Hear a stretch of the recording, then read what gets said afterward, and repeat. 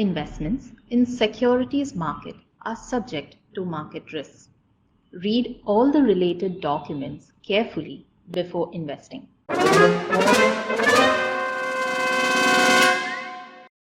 When the markets go up, our portfolio will also rise.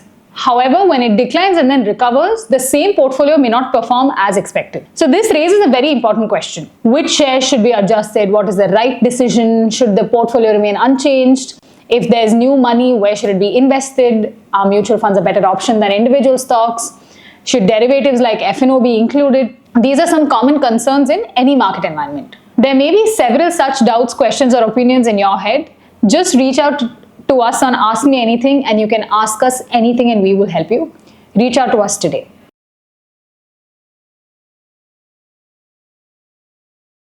Should investing be boring or exciting? What do you think? Investing can mean different things to different people, but I think in the long run, it should be a little bit boring. Let me start with a quote from Paul Samuelson, who was one of the greatest economic thinkers of the last century. Investing should be more like watching paint dry or watching grass grow.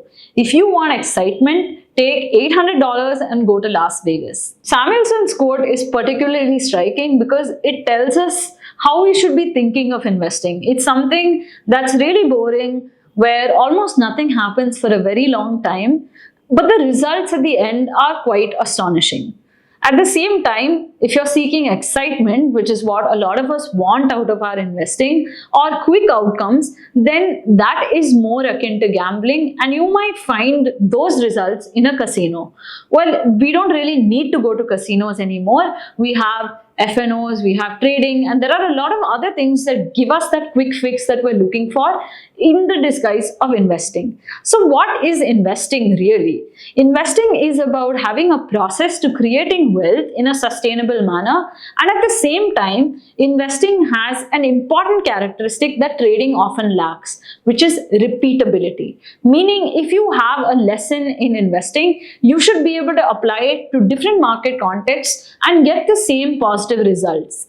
However, when you look at other strategies where you're trying to make money quickly, a lot of it isn't repeatable or sustainable. So let's take a few important investing lessons from the greats of investing. The first, of course, is Ben Graham, who taught us about Mr. Market. And the key lesson that we have here is that Mr. Market is quite unpredictable and irrational, and he comes up with extreme quotes as to whether he wants to buy or sell something that you own. Mr. Market is the perfect analogy for market volatility. And what Graham tries to tell us is that market volatility is a very normal part of an investor's journey, and one shouldn't fear it, but instead learn to use it to our advantage and take opportunities as they arise. The second great investor that we're going to look at is Warren Buffett.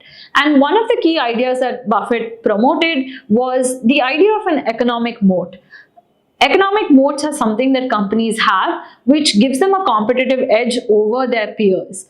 The larger the economic moat is, the harder it is to displace a particular company from its pole position. The smaller the economic moat is, the easier it is to displace or disrupt that industry.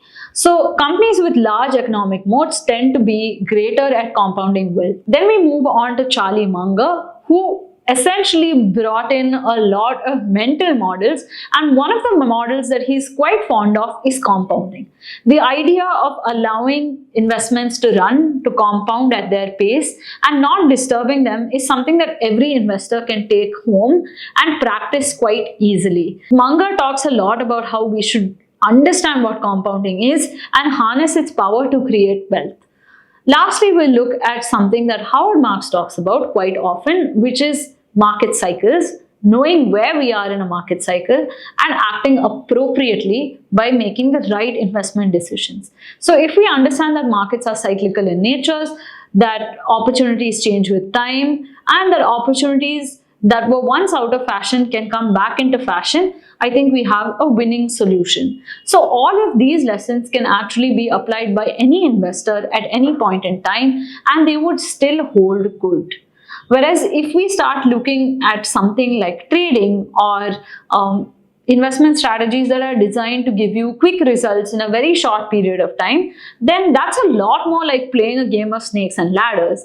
It depends a lot on you being at the right square at the right time, and very little on your skill or your understanding of this entire system of financial transactions. If you want to create a lifetime of wealth, then be ready to take that boring path towards it.